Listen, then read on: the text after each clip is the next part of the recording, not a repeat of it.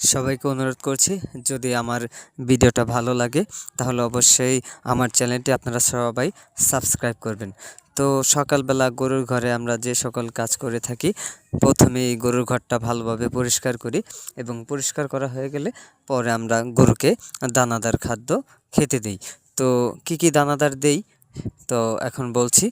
তো প্রথমেই আমরা গমের আটা, তারপর হচ্ছে আপনার ভুট্টার আটা, তারপর সরিষার খোল, গমের ভুসি, চালের কোড়া, সরিষার খোল, সয়াবিন মিল এবং ছোলার ভুসি, উম, খেসারির ভুসি, লবণ।